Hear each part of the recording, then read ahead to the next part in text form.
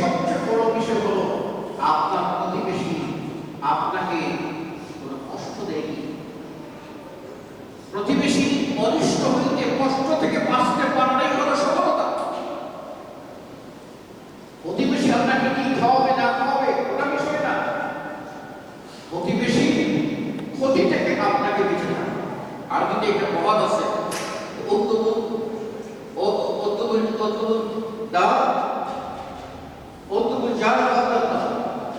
বাড়ি বানাবার আগে প্রতিবেশী দেখে নাও।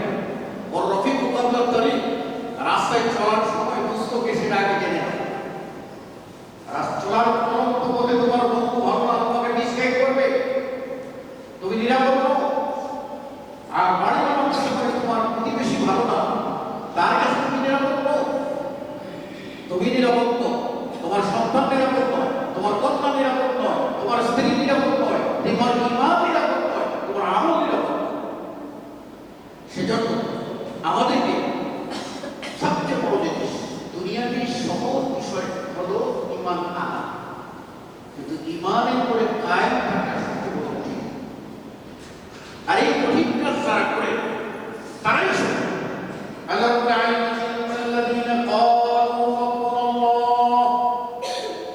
যারা বলে আমাদের রব আল্লাহ,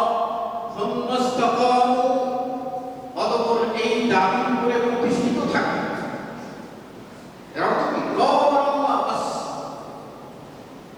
কিন্তু আল্লাহ বলবেন না আমি মানব আমার নফস, আমার মনের খেয়াল মুশরিক। অনেকেই বলে বাজারে গেলে সে মুশরিক হয়ে গেল, কিন্তু আপনি কি আপনার মন বাজারের পূজারি হয়ে গেছেন সেটা কি খবর রাখেন? আপনার নফসের গোলামি করে যদি আল্লাহকে বাদ দিয়ে, তাহলে আপনি নফসের গোলাম। আল্লাহ রাব্বুল আলামিন কোরআন কারীম বলেছেন আফারাআইতা মান ইত্তাখাযা ইলাহাহু হাওয়া, আপনি কি লক্ষ্য করেছেন ওই ব্যক্তিকে যে তার নফসকে ইলাহ বানিয়ে নিয়েছে? আলী ইবনে হাতিম রাসূলুল্লাহ সাল্লাল্লাহু আলাইহি ওয়াসাল্লামের কাছে আসলেন। আল্লাহ নবী সাল্লাল্লাহু আলাইহি ওয়াসাল্লাম কোরআন আয়াত তেলাওয়াত করলেন, ইত্তাখাযু আহবারাহুম ওয়া রুহবানাহুম আরবাবা মিন দুনিল্লাহ, ইহুদি ও নাসারাগণ তাদের আলেম ওলামাদেরকে, তাদের আহবাব কুরবানদেরকে তারা রব বানিয়ে নিয়েছে আল্লাহকে বাদ দিয়ে।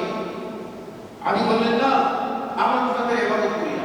রাসূল সাল্লাল্লাহু আলাইহি ওয়াসাল্লাম বলেন, তারা যা হালাল বলে সেটাকে তোমরা হালাল করো না, তারা যা হারাম বলে সেটাকে তোমরা হারাম করো না, দুনিয়া দিনে যাচাই বাছাই করো না। বলে তা ওটাই হলো ইবাদত, তাদেরকে ইবাদত।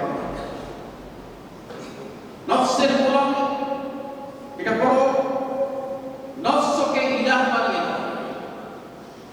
এটা হচ্ছে যে ব্যক্তি নফসকে ইলাহ বানিয়ে নেবে সে গুমরাহ, সে পথভ্রষ্ট।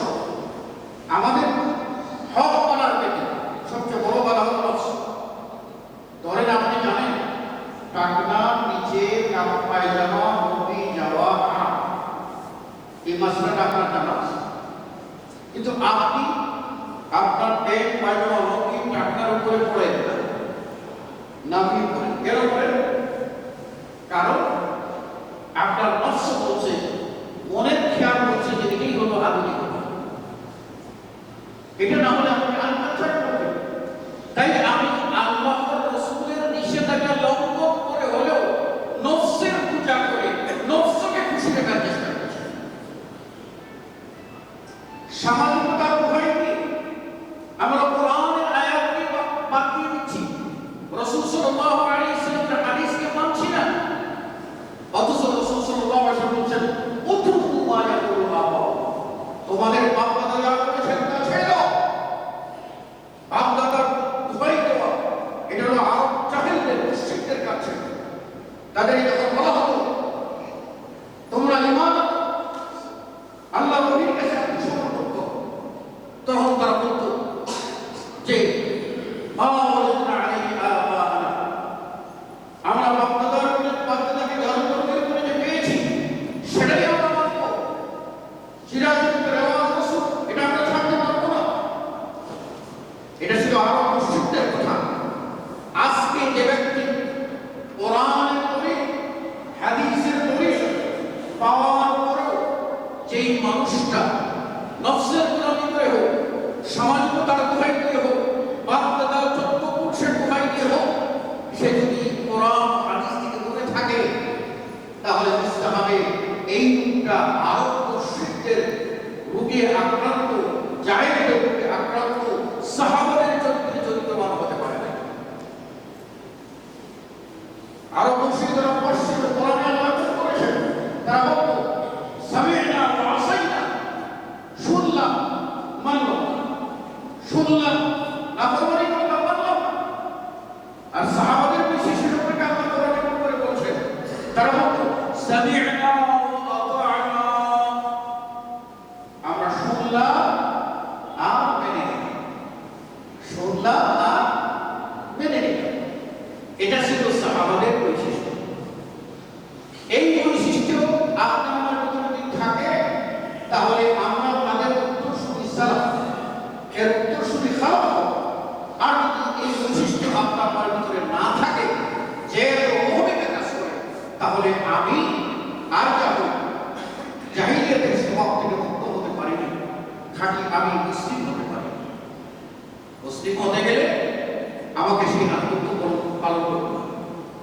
আমি যদি আমার ইমানের উপরে অবিচল থাকি, আমার সুসংবাদ ফেরেশতা এসে বলবেন, তোমাদের জন্য ওই জান্নাতের অঙ্গীকার, যে জান্নাতের ওয়াদা আল্লাহ করেছিলেন, সেই জান্নাতের সুসংবাদ তোমরা গ্রহণ করো। সেই জান্নাতে এমন নিয়ামত যা চাইবে সব তোমাদের জন্য, এমন সব নিয়ামত আছে যা কল্পনাও করতে পারবে না, সেটাও আল্লাহ রাব্বুল আলামিন তোমাদের জন্য বরাদ্দ করে রেখেছেন। সেই জান্নাত, সেখানে যেতে গেলে অবশ্যই অবশ্যই আমাদেরকে ইমানের উপর ইস্তেকামত থাকতে হবে। একজন মানুষ তার দুনিয়াতে ইমানের উপরে কায়েম থাকা আর ইমানের উপরে মৃত্যু হওয়া, এর যে কোনো নিয়ামত হতে পারে না। আল্লাহ রাসূল সাল্লাল্লাহু আলাইহি ওয়াসাল্লাম বলেছেন, মান কানা আখিরু কালামিহি মিনাদ দুনিয়া লা ইলাহা ইল্লাল্লাহ দাখালাল জান্নাহ।